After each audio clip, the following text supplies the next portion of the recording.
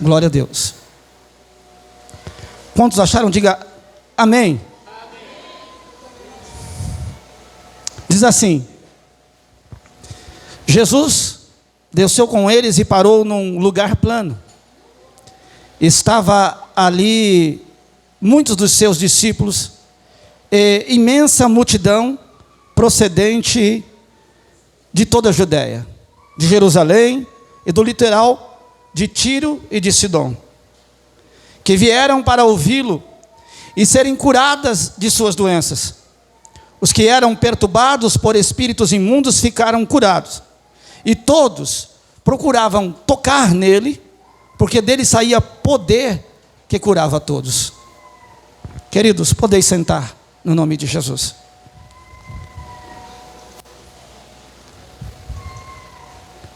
O tema da mensagem dessa noite, eu gostaria que as pessoas sentassem, né? Tem muita gente em pé ali. Se as pessoas sentassem, procurassem um lugar para sentar, para poder a gente concentrar. O tema da mensagem é Jesus, o nosso modelo. Jesus, o nosso referencial. Eu vou ler muitos textos em Lucas. Vocês vão acompanhar comigo aqui no telão, porque eu quero trazer a visão de Lucas, a percepção de Lucas dentro desse texto. E Lucas traz 3 aspectos da pessoa de Jesus. Quantos aspectos? 3. Quantos aspectos? 3. Lucas vai trazer sobre o ministério de Jesus. Lucas vai falar sobre o ministério da palavra, Jesus como referencial. E Lucas vai falar de Jesus como referencial no ministério da oração. Então, as 3 coisas que Lucas vai nos trazer durante o seu livro inteiro, o evangelho que ele escreveu, e dentro desse texto, é sobre o ministério de Jesus. Jesus como referência no ministério. Jesus como referência no ministério da palavra. E Jesus como referência no ministério da oração. Eu posso dizer que Jesus é o modelo e o aferidor de medida em tudo.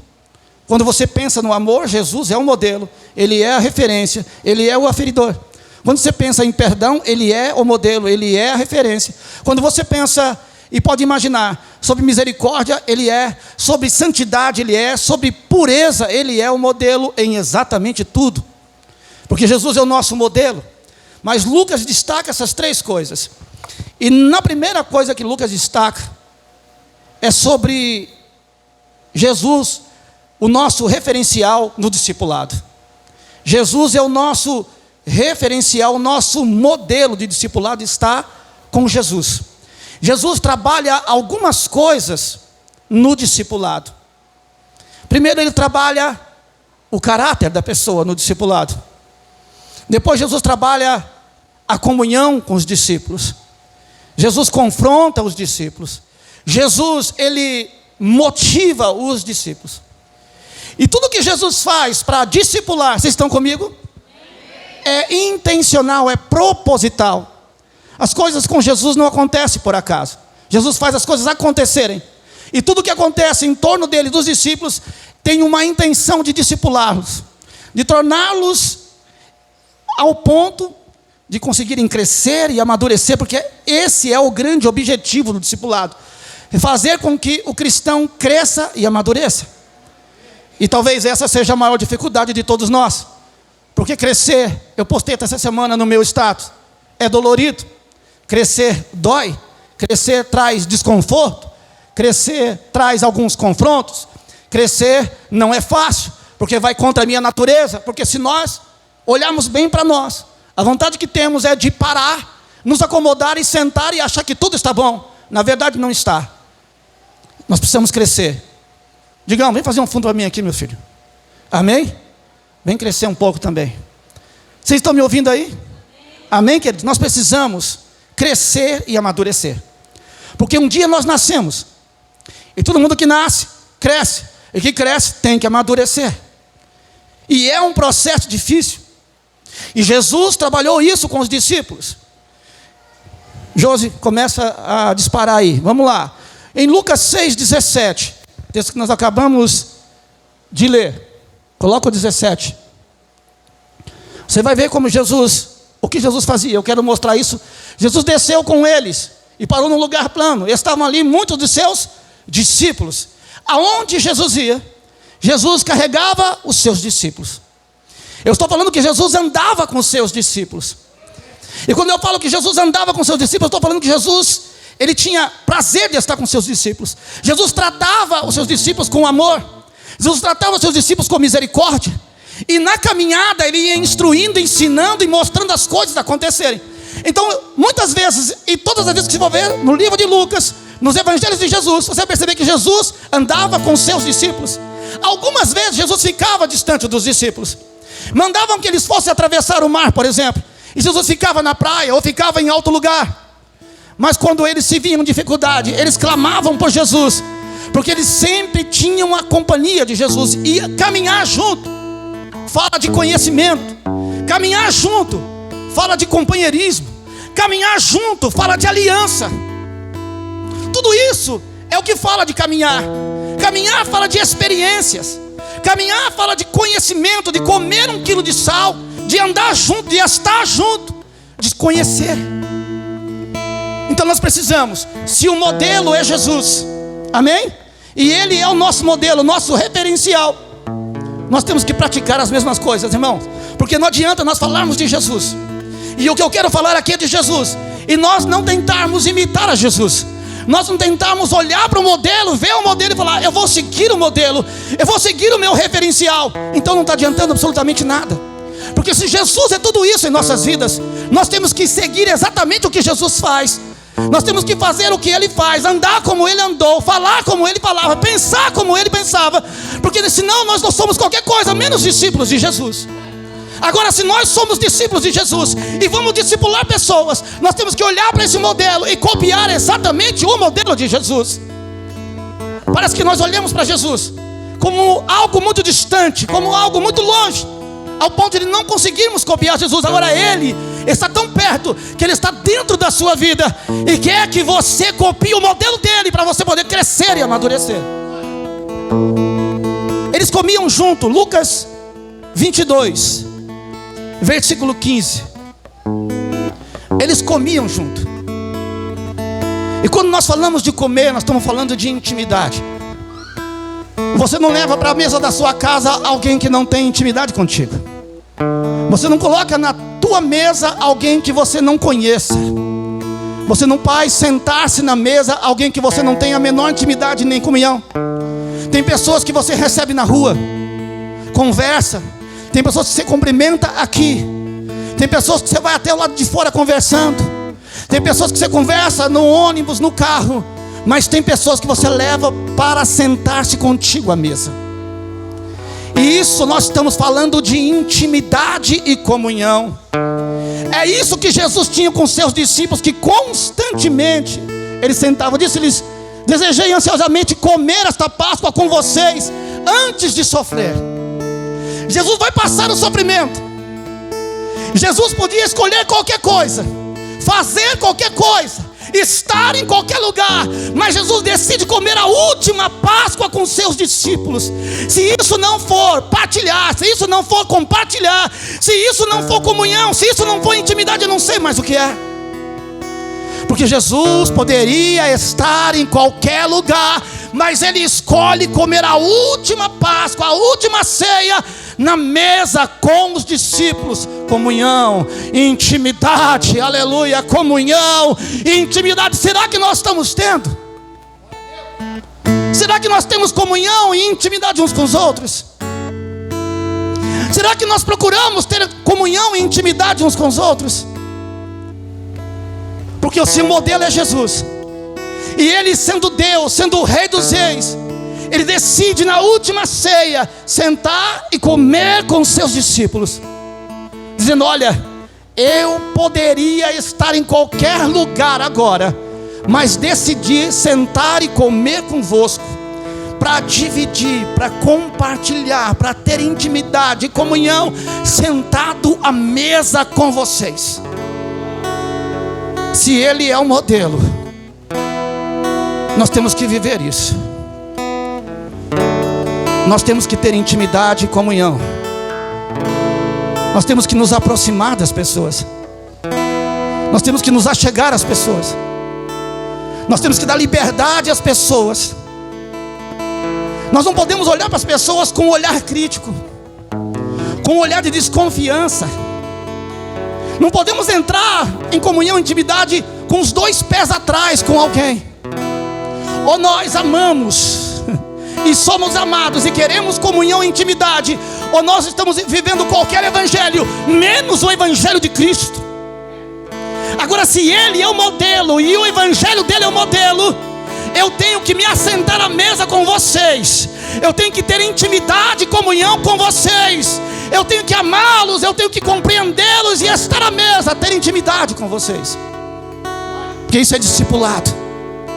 Se não houver isso, porque não existe discipulado sem comunhão, irmãos, porque não existe discipulado sem relacionamento próximo, íntimo, perto, de ter aliança, de dividir as coisas, de compartilhar as coisas, de contar as bênçãos, de contar dos milagres, mas também de falar das agruras, das dificuldades, dos problemas, porque juntos vamos orar, porque juntos vamos chorar, para depois junto também nos alegrar.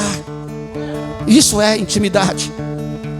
Jesus, além de andar e de comer junto, ensinou os seus discípulos a orar. Lucas 11, versículo 1.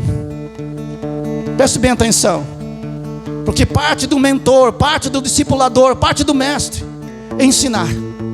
Falar da importância da oração, de como é importante ter vida com Deus, de como é importante ter devocional com Deus. Lucas 11, 1 diz assim: certo dia Jesus estava orando em determinado lugar. Tendo terminado, um dos seus discípulos lhe disse: Senhor, ensina-nos a orar, como João ensinou os seus discípulos. E o que Jesus faz? Começa a falar a oração dominical, a oração modelo: Pai nosso que está nos céus, santificado seja o teu nome, assim na terra como no céu. O pão nosso de cada dia dá-nos hoje. E ele vai desenrolando e desenvolvendo: perdoa as nossas dívidas, assim que nós perdoamos nossos devedores. Oh, aleluia, glória a Deus. Sabe o que é isso, irmão? Ensinar. Agora, olhe bem para mim. Orar, clamar, interceder são coisas distintas.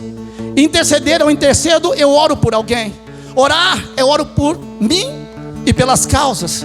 Clamar é em alta voz, é quando eu estou desesperado, é quando eu quero muito alguma coisa e começo a falar ou a gritar em voz alta ao meu Deus. Agora, como que eu vou orar a Deus? O lugar da oração, acima do que pedir, antes de buscar para ti, oração é relacionamento, oração é intimidade, oração é comunhão com Deus. Então isso que nós temos que aprender. Antes de qualquer coisa, a oração tem que ser o momento onde eu vou falar com meu Pai, onde eu vou falar com o Senhor Jesus, aonde eu vou me abrir com o Espírito Santo. É ali.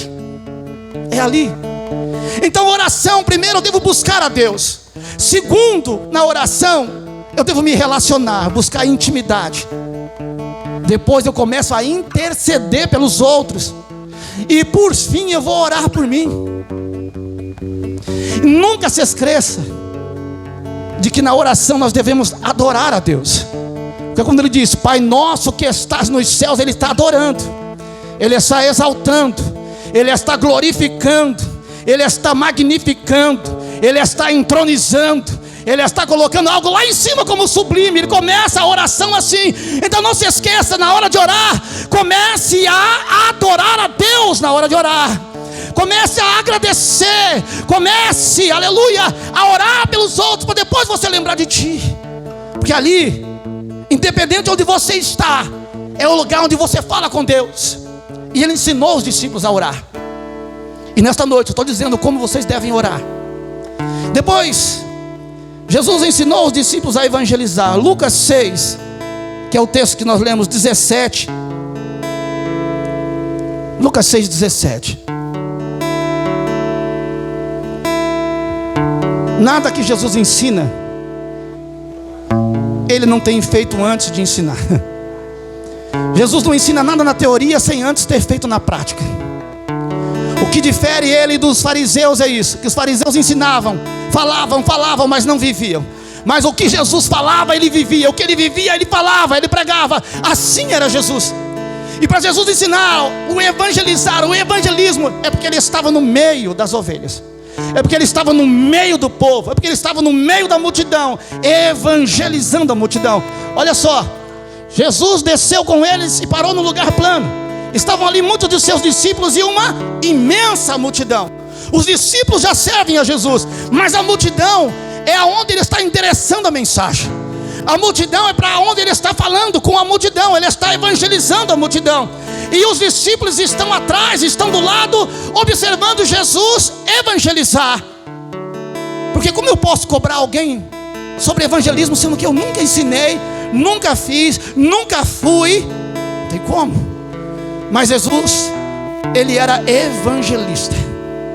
Ele fala, para evangelizar, nós temos que cheirar a ovelha.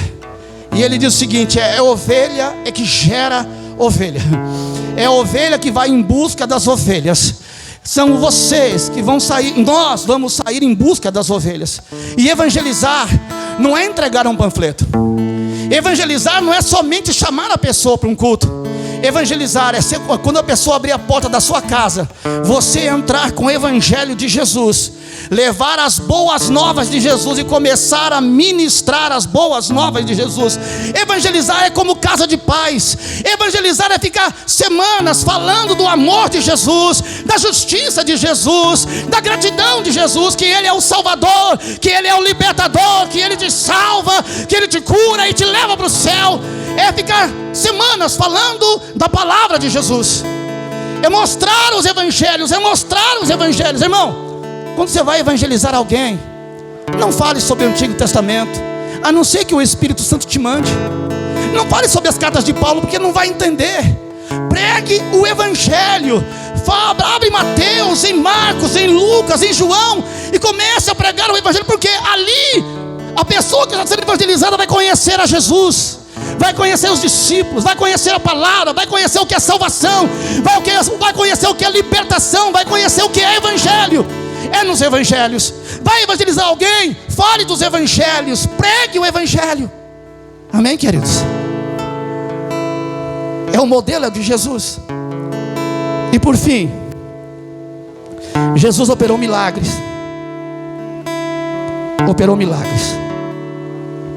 O mesmo texto, Lucas 6,17, põe o 18. Os que vieram para ouvi-lo e serem curados de suas doenças. Os que eram perturbados por espíritos imundos eram curados. Você vê que a palavra curado aparece duas vezes, sim ou não? Aparece na frase de cima, que vieram para ouvi-lo e serem curados de suas doenças. Doenças do corpo, doenças físicas, doenças do organismo. Mas Jesus é completo. E aqui está o discipulado de Jesus. Porque Jesus tem uma coisa na sua mente, e uma coisa o próprio apóstolo Paulo escreveu, e Jesus também disse: o meu evangelho não consiste em palavras persuasivas, mas consiste no poder de Deus. Quando Jesus pregava, pessoas eram curadas das suas doenças, porque Jesus pregava com poder e autoridade. Não tinha doença que não era curada quando Jesus estava ministrando, e a palavra vinha com poder e autoridade, e pessoas eram curadas, eram libertas de espíritos malignos, no poder da palavra.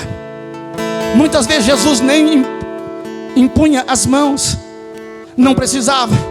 Através da ministração da palavra, já os dominados, os possessos de demônios eram libertos dos seus espíritos imundos e ficavam curados.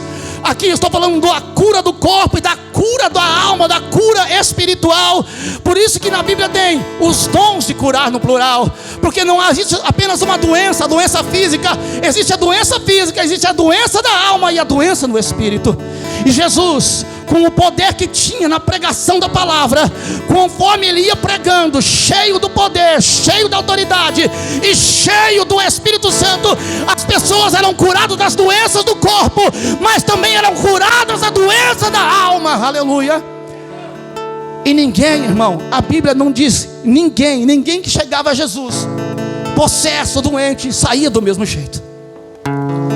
Todos eram curados por ele, porque no ministério de Jesus tinha poder e autoridade. Porque eu vou repetir, porque no ministério de Jesus tinha poder e autoridade. Você ainda não entendeu? Eu vou repetir de novo. Porque no ministério de Jesus tinha poder, dunamis, dinamite, poder e autoridade vinda do céu. Aleluia. Por isso a palavra de Jesus era diferente. Tinha libertação na palavra de Jesus. E esse é o modelo que nós vamos seguir. Você está preparado para isso? Para quando você for ministrar, o Senhor começar a curar pessoas na tua ministração? Tu está preparado para a hora que você estiver ministrando, evangelizando, pregando, ensinando, o Senhor estar curando vidas e pessoas, libertando pessoas de espíritos imundos? Você está pronto para seguir este exemplo? Você está, levante a sua mão se você está. Aleluia. Tudo que Jesus fez, o discipulado de Jesus, ele queria mexer com caráter, ele queria mexer e confrontar as pessoas. Jesus queria que os discípulos olhassem para ele e tivessem comunhão, porque discipulado é isso, é mexer com caráter, confronto, comunhão, intimidade, mas também motivação. Olha o que o Senhor diz em João 14:12. Pode colocar aí, Josi. Coloca aí, João 14:12. Olha o que Jesus diz. E o que Jesus diz é para mim e é para você. Digo a verdade: aquele que crê em mim, vai recebendo aí, também as obras que eu tenho realizado, em mim fará também as obras que eu tenho realizado. É só isso? É só isso? Fará coisas ainda maiores do que essas, porque eu estou indo para o Pai. Ou seja, eu estou deixando a terra, vou para o céu, mas vou deixar vocês para fazer as mesmas obras que eu fiz. E ainda não é só isso, fazer maiores do que eu fiz. Agora, entenda bem, irmão, pare para pensar. Quantos Jesus curou? Sabe quantos milagres tem na Bíblia relatados? Milagres de Jesus? Só os de Jesus? 35. Sabe quantos tem no livro de Lucas? 13. Sabe quantos capítulos fala de cura em Lucas? 11. Então tem mais de um capítulo e de uma cura por capítulo. Sabe o que isso quer dizer? Que Jesus curou muito mais do que está aqui. Porque João 21:25 diz que se fosse relatada todas as obras de Jesus, não caberia no livro. Ou seja, Jesus curou muito mais do que essas. Essas estão relatadas, registradas. Mas eu quero dizer uma coisa para você. Escute o que eu vou dizer. Jesus curou o leproso, sim ou não? Jesus curou o paralítico, sim ou não? Jesus curou o cego, sim ou não? Jesus curou o mudo, sim ou não? Jesus curou a sogra de Pedro, sim ou não? Jesus ressuscitou Lázaro, sim ou não? Jesus ressuscitou e disse: Tabita, come, levanta. E ela levantou. Jesus curou, ressuscitou o filho da viúva de Naim, sim ou não? Agora, se nós vamos fazer as mesmas obras, cadê as tuas obras? Cadê as tuas obras? E ele disse: farão maiores do que as que eu fiz. Aonde estão as nossas obras? É a pergunta que eu faço aqui nesta noite. Eu fiz a mim durante a semana inteira. Cadê as nossas obras? Sabe o que está acontecendo? Nós vivemos o evangelho parcial.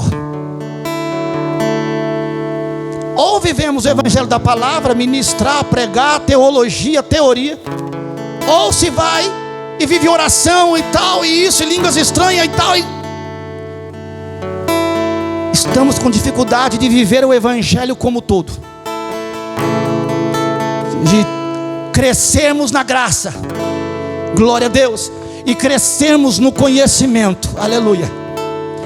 Quem cresce apenas em um lado, em um aspecto, fica penso e torto do outro.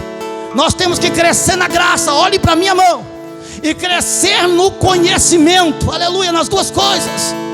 Mas o Evangelho de Jesus, ele não é fundamentado, ele não é embasado, ele não é alicerçado em palavras. Não, ele é alicerçado, embasado, fundamentado, alicerçado no poder de Deus. E aonde está o poder de Deus?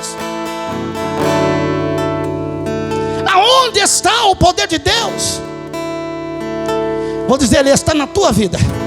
Porque se você tem o Espírito Santo, o poder de Deus está na tua vida. Porque se você serve a Jesus, o poder dele está na tua vida. O que falta, pastor? Ousadia. Nós somos tímidos, nós somos pálidos, nós somos opacos, nós temos dificuldade de quando Jesus mandar pôr as mãos, nós temos dificuldade para colocar. De quando Jesus manda para orar, nós temos dificuldade de orar com medo de não acontecer. Sabe o que falta em nós? Ousadia e fé, e intrepidez na palavra e no Espírito. Deus manda para, entrega uma profecia, você fala, não vou.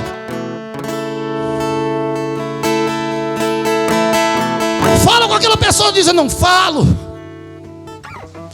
Quando nós vamos viver o Evangelho de Jesus na íntegra? Porque o Evangelho de Jesus, ele consiste no poder de Deus. Aleluia. Eu quero que você levante a sua mão, no nome de Jesus Cristo, nesta noite.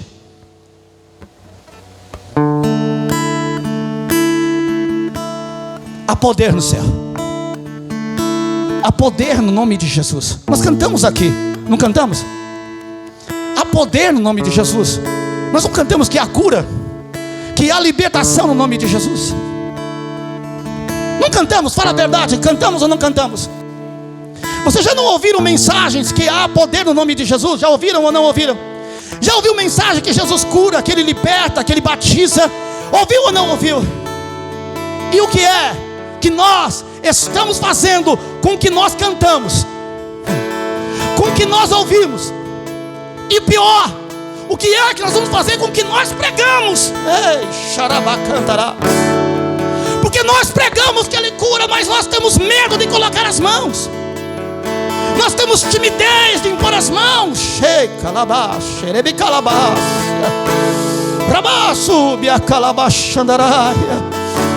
Nós ficamos com dúvida. Mas diz o apóstolo Tiago que ele não opera na dúvida, porque aquele que duvida é semelhante à onda do mar que é levado de um lado para o outro. Nós precisamos crer no poder de Deus. Aleluia. Oh, xarabacantarai.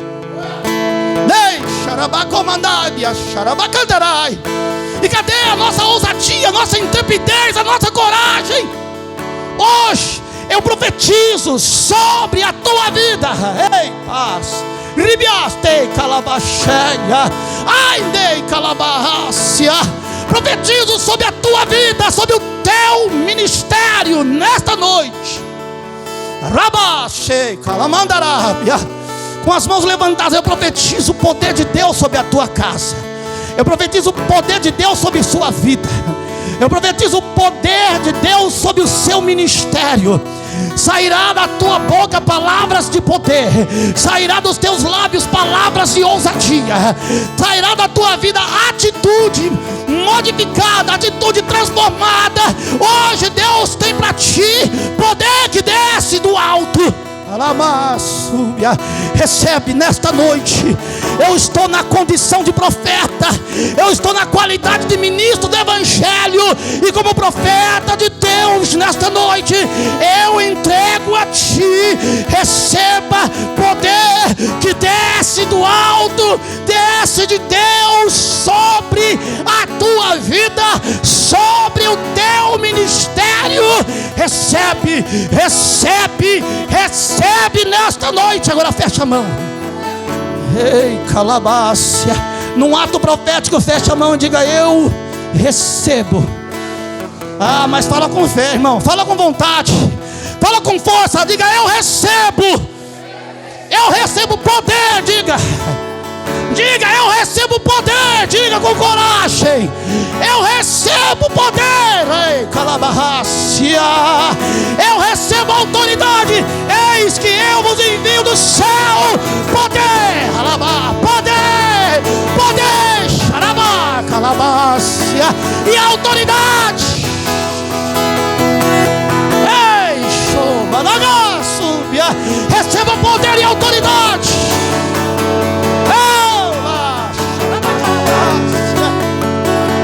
Oh, aleluia. Glória a Deus.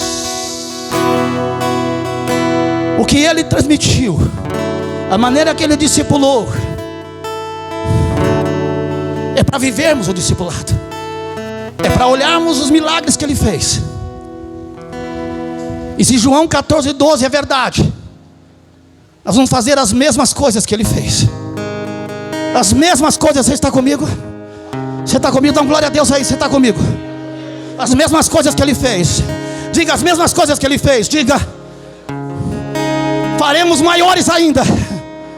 Diga: faremos maiores ainda. Fale, pronuncie, verbalize, profetize. Faremos maiores que ele fez. Aleluia.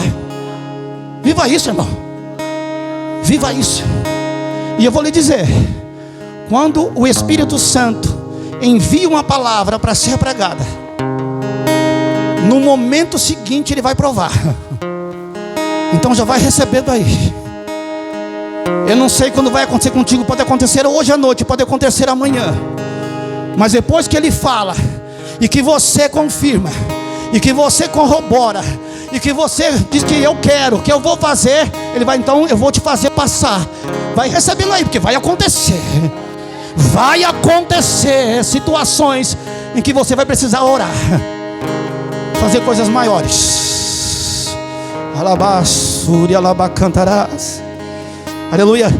Ele fez que é para ser repetido, porque discipulado é isso. Eu formo o discípulo para repetir, e ele vai formar outro, que vai formar outro para repetir o processo, para repetir o processo. Eu formo um para repetir o processo, eu formo um para repetir o processo, outro forma para repetir o processo, e assim sucessivamente, não para. Amém? Você está comigo? Jesus está te formando para você formar outros. Eu vou repetir: Jesus está te formando para você formar outros. Jesus está te formando para você formar outros, no nome de Jesus. Aleluia. Oh, glória a Deus. Aleluia. Oh, maravilhoso. O segundo tópico: Jesus Cristo, referência no ministério da palavra. Jesus Cristo, referência no ministério da palavra. O versículo 18 de Lucas 6 diz assim: os que vieram ouvi-lo. Eu fiquei com essa frase na cabeça durante a semana inteira. Os que vieram ouvi-lo.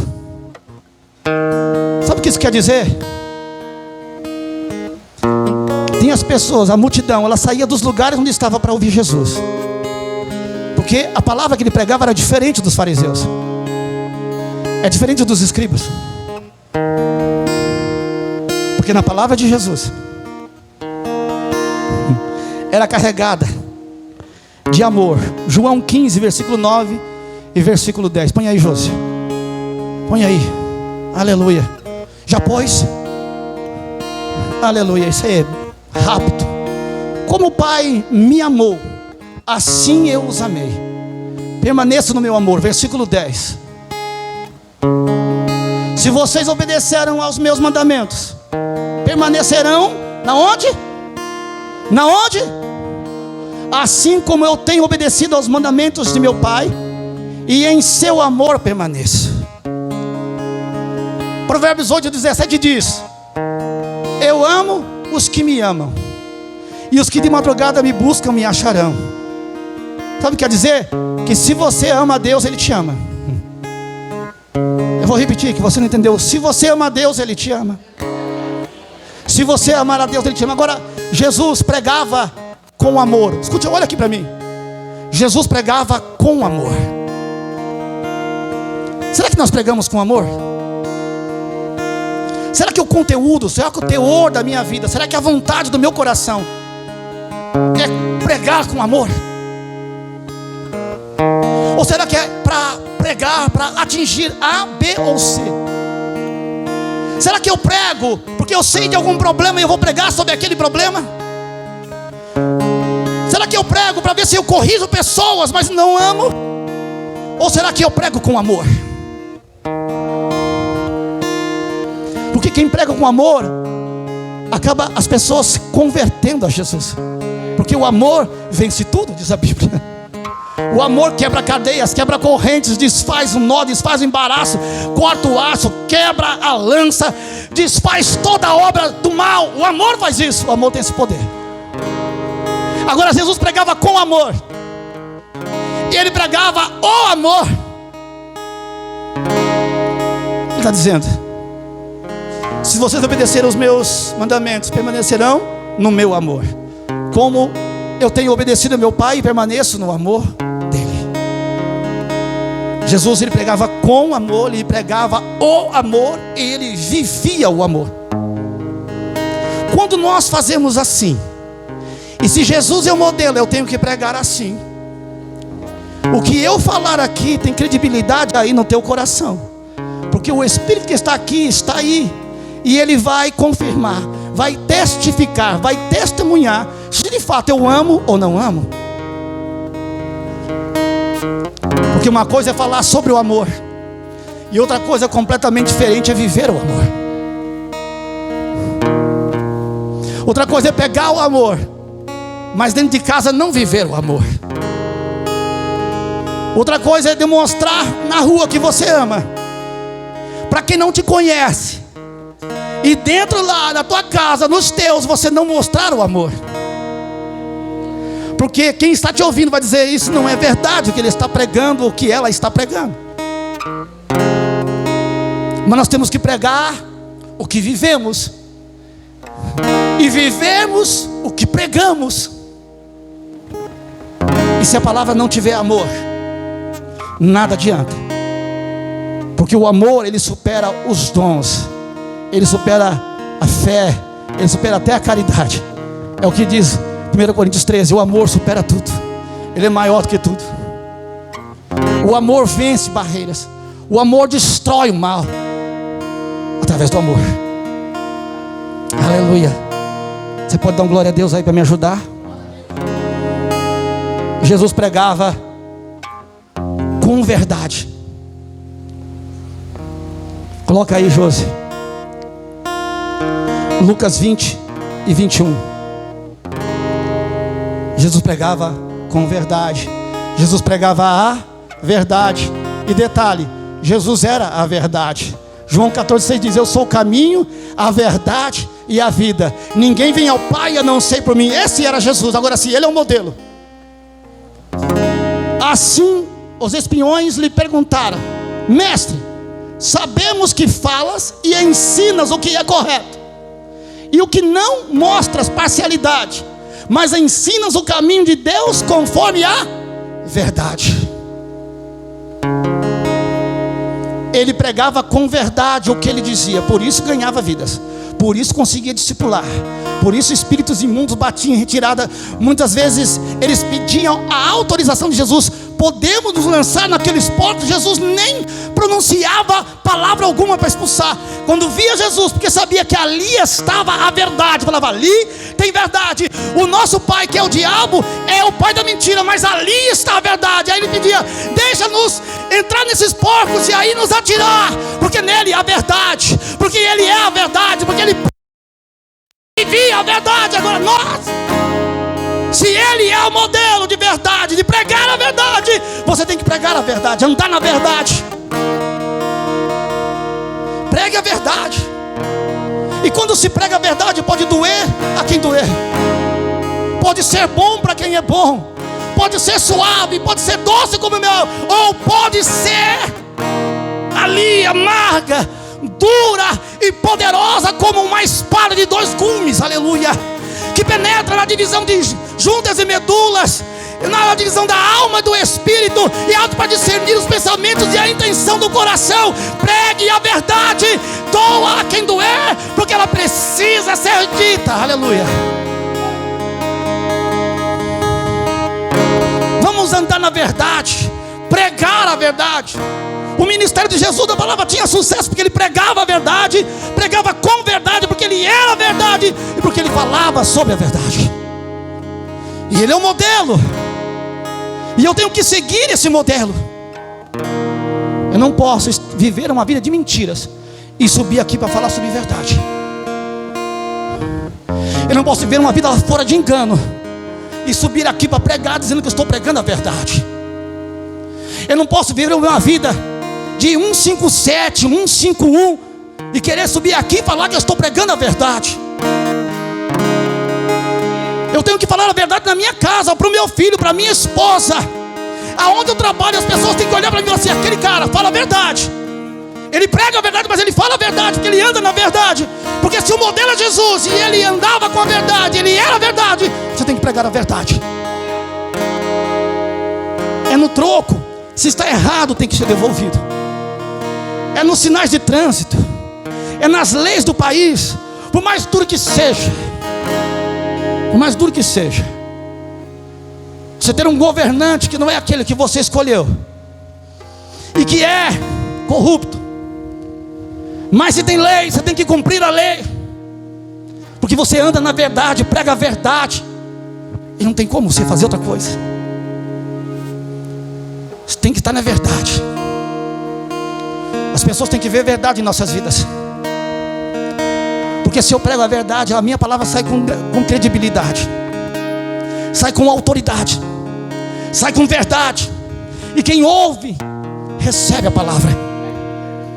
Aleluia. Eu vou repetir: quem ouve recebe a palavra, porque vê verdade na palavra que está sendo pregada, porque se prega com verdade, se prega a verdade e se vive a verdade.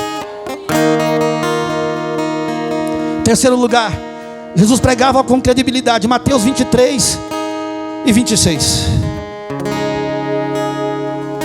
Escute bem isso, olhe bem para esse texto. Credibilidade é o mesmo que testemunho, é o mesmo que conduta. Sabe o que isso quer dizer? Tudo. Isso quer dizer tudo. É o teu nome que está envolvido. Se tem algo mais importante depois de Deus e da família, é o teu nome, é a tua reputação, é o teu testemunho, é como as pessoas te veem. Provérbios 27, verso 2 diz assim: não fale tua boca sobre ti, fale os outros sobre ti. Porque geralmente, eu não sei você, mas eu, quando vou falar sobre mim, eu falo: sou inteligente, eu sou charmoso. Mas eu que sou bonito, porque eu estaria mentindo, né? Sou elegante, sou sábio, só qualidade. Fala dos outros, você fica: então. Fala os defeitos, você fala: ixi, né? Então deixa que os outros falem. Sabe por quê? Porque a régua vai vir na medida certa. O fariseu cego: limpe primeiro o interior do copo e do prato, para que o exterior também esteja limpo, ou fique limpo. É Jesus falando com o fariseu, porque fariseu era hipócrita, porque ele colocava uma carga e um peso sobre os outros, que, como diz a Bíblia, ele nem com um dedo queria mover. Sabe aquela pessoa que cobra, quando você olha para a vida dela, está tudo errado? É assim. Fala, mas quando você olha para a vida dela, não bate. Sabe quando o discurso não bate com a prática? Isso é hipocrisia. Mas Jesus tinha credibilidade. Jesus está falando: olha, vocês têm que cuidar de tudo, até do dízimo, mas não deve se esquecer também da vida de santidade, de pureza, de falar a verdade, de ser humilde. É isso que Jesus está falando. E Jesus tinha credibilidade para falar. Por que as pessoas diziam: olha como ele ensina, como é poderosa a palavra dele, como ele prega com quem prega com autoridade. Ele não fala como os fariseus. Sabe por quê? Porque ele tinha credibilidade. Tinha credibilidade. Ele dizia a César o que é de César, e a Deus o que é de Deus. Aleluia. Então Pedro, pesca uma moeda, paga o meu imposto e o teu, porque aqui é credibilidade. Tem que andar na linha, tem que andar na lei para ter o quê? Credibilidade. Tem que andar na palavra, obedecer a palavra, obedecer às autoridades, obedecer à lei. Por quê? Credibilidade. Aleluia. Porque senão é só falácia. São só palavras jogadas ao vento. Porque o meu discurso tem que corresponder com a minha prática, e a minha prática com o que eu discurso. Porque eu não posso falar uma coisa e fazer outra, porque aí é fariseu. O que eu digo eu tenho que viver, e o que eu vivo aí eu posso falar. Imaginou alguém que tem um casamento destruído, vive brigando na segunda, na terça, na quarta briga, na quinta monta um round, na sexta luta UFC, no sábado luta boxe, e vai subir para falar de casamento? Aonde estaria a credibilidade? Não tem como. Alguém que vai falar de dízimo e oferta, e quando você olha os meses, eita misericórdia, o Du põe em vermelho lá na folha, está tudo vermelho, não tem uma coisa verde. Vai falar o que aqui? Não, tem que descer, não pode falar de oferta e dízimo.